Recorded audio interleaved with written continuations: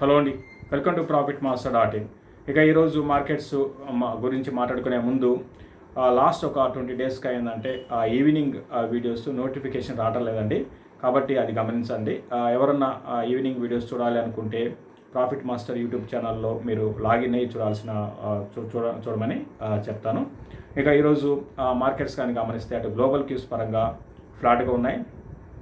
మన మార్కెట్స్ కూడా ఈరోజు ఒక పాజిటివ్గా ఓపెన్ అయింది. తర్వాత డే అంతా కూడా మార్కెట్స్ కన్సాలిడేషన్లో ఎక్కువగా కన్సాలిడేషన్లోనే కొనసాగాయి. నిఫ్టీ పాజిటివ్గా క్లోజ్ అయితే బ్యాంక్ నిఫ్టీ మాత్రం హయ్యర్ లెవెల్స్లో సస్టైన్ కాలేకపోయింది. ఓవరాల్గా బ్యాంక్ నిఫ్టీ -177 పాయింట్స్లో క్లోజ్ అయితే నిఫ్టీ +45 14,683 దగ్గర నిఫ్టీ క్లోజ్ కావడం చూస్తున్నాము. ఎక్కువగా అంటే ఈరోజు మార్కెట్లో గమనించింది అంటే బాగా కన్సాలిడేషన్లో ఉంది. ఎక్కువగా స్టాక్ స్పెసిఫిక్ అటు ఇండెక్స్లోనూ అదే కొనసాగింది. అది ఓవరాల్గా స్టాక్ మెజారిటీ ఎన్ఎస్సీలో మెజారిటీ స్టాక్స్లో కూడా ఎక్కువగా స్టాక్ స్పెసిఫిక్ మూవ్సే చూసాము. న్యూస్ బేస్డ్ కానివ్వండి, మంచి రిజల్ట్ ఇప్పుడు రిజల్ట్ స్టార్ట్ అయింది కదా, ఏవైతే స్టాక్స్ కొంత రిజల్ట్ బాగుంటాయి అనుకున్న స్టాక్స్లో బాగా బయింగ్ అనేది కనపడింది. బట్ ఏదైనప్పుడు కూడా ఎక్కువగా స్టాక్ స్పెసిఫిక్ మూవ్స్ అనేది మనం చూసాము. ఒక అడ్వాన్స్ డిక్లైన్ రేషియో కానీ గమనిస్తే 907 అడ్వాన్సెస్ ఉంటే 597 డిక్లైన్స్ ఉన్నాయి. సెక్టార్ పరంగా ఈరోజు అటు ఫార్మా, ఇన్సూరెన్స్, కెమికల్ స్టాక్స్ బాగా పెరిగితే కొన్ని ఈ కోవిడ్ కారణంగా అంటే నెగిటివ్గా ఉన్న ఏవైతే స్టాక్స్ ఉంటాయో అటు రీటైల్ కానివ్వండి, తర్వాత మనకి పీవీఆర్ లాంటి స్టాక్స్ బాగా నష్టపోయినాయి. ఇంకా నిఫ్టీలో అదాని పోర్ట్స్ 12% పెరిగితే ఏషియన్ పెయింట్స్ 4% పెరిగింది. అదేవిధంగా జేఎస్డబ్ల్యూ స్టీల్ కొంత వీక్గా ఉంది. ఇంకా వీక్గా ఉన్న స్టాక్లో పవర్ గ్రిడ్ ఒకటి, తర్వాత ఈ ఆటోమొబైల్ స్టాక్స్, ఈవెన్ కొన్ని బ్యాంకింగ్ స్టాక్స్ కూడా ఈరోజు వీక్గా ఉన్నాయి. ఇది బ్రీఫ్గా. ఇక బాగా పెరిగిన స్టాక్స్లో వాల్యూమ్స్తో గ్లెన్మార్క్ ఫార్మా ఒకటి చాలా స్ట్రాంగ్ పెరిగిందంటే చాలా రోజుల తర్వాత దీంట్లో మళ్ళీ ఒక అప్ ట్రెండ్ అనేది కొనసాగింది. ఇన్ని రోజులు ఇది కన్సాలిడేషన్లో ఉంది.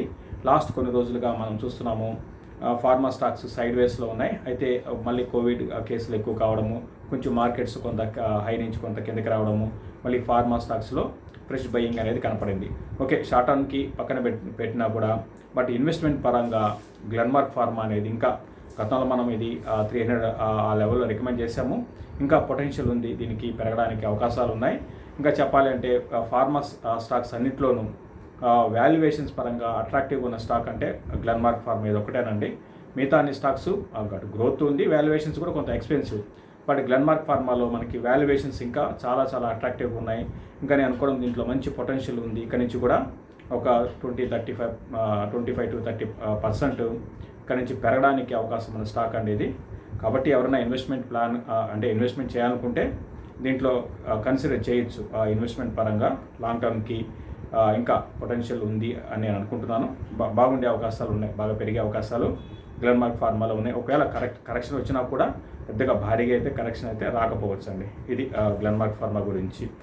ఇక ఓవరాల్గా ఇక్కడ నుంచి మార్కెట్స్ ఏ విధంగా ఉంటాయి. రేపు క్రెడిట్ పాలసీ ఉంది, ఆర్బీఐ క్రెడిట్ పాలసీ ఉందండి. అయితే ఇక్కడ ఒకటి గమనించాలి, మనకి ఇన్ఫ్లేషన్ అనేది బాగా భారీగా పెరిగింది. ఇప్పుడు ప్రస్తుతానికి దగ్గరగా 7.5% ఇన్ఫ్లేషన్ ఉంది. అంటే 5 years హైలో ఉందన్నమాట. ఒకవైపు అటు ఎకానమీ అనేది కొంచెం వీషేప్ రికవరీ అనేది కోవిడ్ తర్వాత మన ఇండియాలో కనపడింది. అయితే మళ్ళీ ఇప్పుడు కోవిడ్ కేసెస్ బాగా భారీగా పెరగడం అనేది మళ్ళీ ఎకానమీని కొంచెం వెనక్కి తీసుకెళ్లే, ఎకానమీలో గ్రోత్ అనేది కొంచెం తగ్గే అవకాశాలు ప్రస్తుతం కనపడుతున్నాయి. అయితే ఇక్కడ ఇప్పుడు ఆర్బీఐకి ఛాలెంజ్ ఏంటంటే అటు ఇన్ఫ్లేషన్ కంట్రోల్ చేసుకుంటూ ఎకానమీని మళ్ళీ ముందుకు తీసుకెళ్లాల పరిస్థితి ఇప్పుడు ఆర్బీఐ మానిటరీ పాలసీలో ఉంటుంది. బట్ ఏదైనప్పుడు కూడా ఎక్కువగా స్టేటస్ కో అనేది ఆర్బీఐ మానిటరీ పాలసీలో ఉండే అవకాశాలు ఉన్నాయి. అయితే ఈ ఇన్ఫ్లేషన్ ఏ విధంగా కంట్రోల్ చేస్తారు అనేది మెయిన్ కామెంటరీ అనేది చాలా ఇంపార్టెంట్. అది రేపు ఉంటుంది. కాబట్టి దానికోసం మార్కెట్స్ వెయిట్ చేస్తుంటాయి. అదొకటి ఉంది. అది పక్కన పెడితే ఓవరాల్గా మార్కెట్స్ నేను అనుకోవడము అటు రిజల్ట్ సీజన్ కూడా ఉంది కాబట్టి కన్సాలిడేషన్లో ఉండే అవకాశాలు ఉన్నాయి. గ్లోబల్గా మనకి నెగిటివ్ అంటే గ్లోబల్గా సెల్ ఆఫ్ వస్తే డెఫినెట్గా మన మార్కెట్స్ కొంచెం ఎక్కువగా కరెక్ట్ కావడానికి అవకాశాలు ఉంటాయి. దీంతోపాటు కోవిడ్ కేసెస్ కూడా చూడమని చెప్తాను. కోవిడ్ కేసెస్ మరీ ఇక్కడ నుంచి భారీగా పెరిగితే అది మార్కెట్స్కి బాగా నెగిటివ్ అవుతుంది. ఇక్కడ నుంచి కోవిడ్ కేసెస్ తగ్గడం స్టార్ట్ అయితే మాత్రం మార్కెట్స్ పాజిటివ్గా తీసుకుంటుంది. అటు global cues plus covid cases చూడమంటాను. ఇవి మార్కెట్ మీద ప్రభావం చూపించే అంశాలు. ఇక నిఫ్టీ విషయానికి వస్తే 14,860, 880 ఆ లెవెల్స్లో నిఫ్టీ రెసిస్టెన్స్ ఫేస్ చేయొచ్చు. అదేవిధంగా 15,050 దగ్గర ఒక రెసిస్టెన్స్ అనేది రాను రోజుల్లో నిఫ్టీ రెసిస్టెన్స్ ఫేస్ చేయొచ్చు. ఇక డౌన్ సైడ్ కానీ చూస్తే చాలా స్ట్రాంగ్ సపోర్ట్ 14,400 అనమాట. నిన్న కూడా అనుకున్నాం అక్కడ నిఫ్టీకి బాగా సపోర్ట్ అనేది ఉండవచ్చు. ఇది నిఫ్టీకి సంబంధించి. ఇక బ్యాంక్ నిఫ్టీ రేపు క్రెడిట్ పాలసీ తర్వాత ఏ విధంగా ఉంటుందో చూడాల్సి ఉంటుంది. ఒకవేళ బ్యాంక్ నిఫ్టీని అనుకోవడము క్రెడిట్ పాలసీ తర్వాత ఒక షార్ట్ కవరింగ్ ర్యాలీ వచ్చినా కూడా ఆశ్చర్యపోనవసరం లేదు. ఒకవేళ గ్లోబల్కి సపోర్ట్ చేస్తే, ఎందుకంటే హెవీగా షార్ట్స్ బ్యాంక్ నిఫ్టీలో ఉన్నాయి. బ్యాంకింగ్ స్టాక్స్లో కూడా షార్ట్స్ అనేది ఉన్నాయి. అదే కానీ జరిగితే బ్యాంక్ నిఫ్టీ 33,200 దాకా వెళ్ళడానికి అవకాశం ఉంది. 32,200 నుంచి 32,600 ఆ లెవెల్స్లో, 33,200 నుంచి 33,600 ఆ లెవెల్స్లో బ్యాంక్ నిఫ్టీ రెసిస్టెన్స్ ఫేస్ చేసే అవకాశం ఉంది. అంటే ఇది 1-2 రోజులు కాదండి, ఓవరాల్గా చెప్తున్నాను. ఇక డౌన్ సైడ్ కానీ గమనిస్తే 32,200 అనేది సపోర్ట్ ఉంటుంది. అది కానీ బ్రేక్ అయితే కొంచెం బ్యాంక్ నిఫ్టీ ఇంకా ఫర్దర్గా వీక్ అయ్యే అవకాశాలు ఉన్నాయి. ఇది బ్యాంక్ నిఫ్టీకి సంబంధించి. ఇక చాలామంది అడుగుతున్న స్టాక్స్లో అవంతి ఫీడ్ గురించి చాలామంది అడుగుతున్నారండి. ఇది కానీ గమనిస్తే ప్రస్తుతానికి 449 రూపీస్లో ఉంది. రీసెంట్గా మార్కెట్స్లో చాలా స్టాక్స్ చాలా సెక్టార్లు బాగా పెరిగాయి. బట్ ఈ అవంతి ఫీడ్ మాత్రం పెద్దగా పెరగలేదు. ఇంకా చెప్పాలంటే కొంచెం వీక్గానే ఉందని చెప్పచ్చు. వీళ్ళు ఏంటంటే వీళ్ళ బిజినెస్ పరంగా చూస్తే ఆక్వాకల్చర్లో ఉన్నారు. అటు షింప్ అండ్ ఫిష్ ఫీడ్ తయారు చేస్తారు. దీంతోపాటు ఈ షింప్ ప్రాసెస్ చేసి ఎక్స్పోర్ట్స్ కూడా చేస్తారండి. అయితే కోవిడ్ అనేది కొంచెం ఈ కంపెనీకి కొంత నెగిటివ్ అని చెప్పచ్చు. రకరకాల కారణాలు, అంటే ఎక్స్పోర్ట్స్ చేయడానికితో పాటు కొన్ని టెక్నికల్ రీజన్స్ కూడా ఉన్నాయి. రీసెంట్గా అంత పెద్ద గ్రోత్ అయితే ఈ కంపెనీలో లేదండి. అంటే కోవిడ్ తర్వాత అటు రిజల్ట్ పరంగా అంత గొప్పగా అయితే లేవు. అయితే ఫ్యూచర్ పరంగా బాగానే ఉండొచ్చు, బాగానే ఉండే అవకాశాలు ఉన్నాయి. ఓవరాల్గా ఇండస్ట్రీ పరంగా కానీ గమనిస్తే 10% CAGR ఉంది. అందులో అవంతి ఫీడ్ కూడా గ్రోత్ అనేది ఉంది. ఓవరాల్గా అలా ఇన్ని రోజులు మంచి గ్రోత్ బాగానే ఉంది. అయితే ఇంకోటి వీళ్ళకి మార్జిన్స్ కూడా బాగానే ఉంటాయండి. దగ్గరగా 10% దాకా మార్జిన్స్ ఉంటాయి. అంటే డౌన్ సైడ్ రిస్క్ పెద్దగా భారీగా ఉండే అవకాశాలు అయితే లేవండి ప్రస్తుతానికి.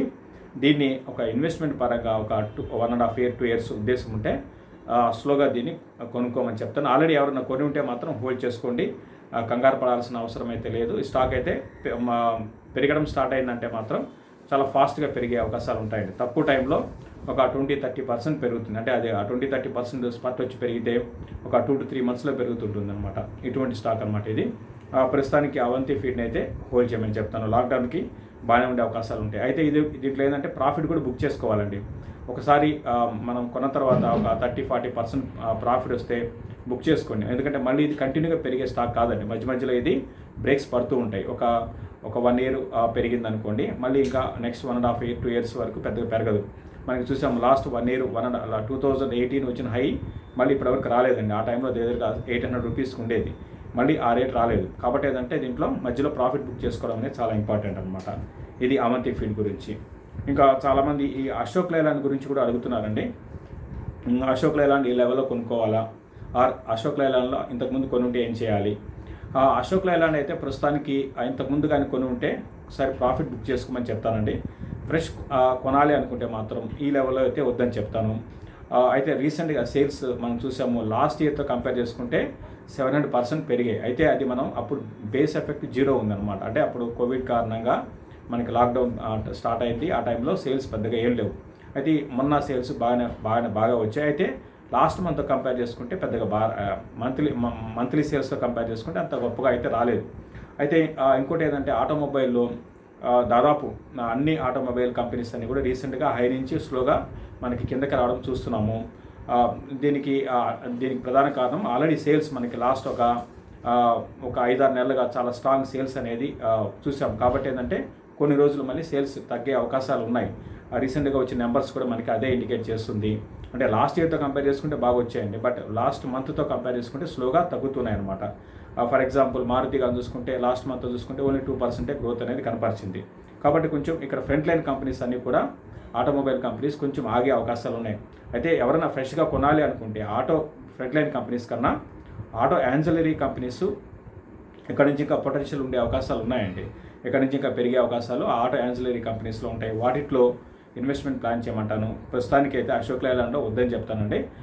ప్రాఫిట్ ఇంకా చెప్పాలంటే ర్యాలీస్లో ఆల్రెడీ ఇంతకుముందు ఇన్వెస్ట్ చేసిన వాళ్ళు షార్ట్ టర్మ్ కోసం అయితే ర్యాలీస్లో ప్రాఫిట్ బుక్ చేసుకోండి. షార్ట్ టర్మ్ కోసం అయితే but even long term invest చేయాలనుకునే వాళ్ళు కూడా అశోక్ లేలాండ్ ప్రస్తుతానికైతే ఈ లెవెల్స్లో వద్దని చెప్తాను. ఈవెన్ దీంతో పాటు M&M గురించి అడుగుతున్నారు, ఐషర్ మోటార్స్ గురించి అడుగుతున్నారు. అన్నిటికీ కూడా ఒకటే చెప్తాను, కొంచెం ఈ ఆటోమొబైల్ కంపెనీస్ ఈ లెవెల్లో కొంచెం ఆగడానికి అవకాశాలు ఉన్నాయి.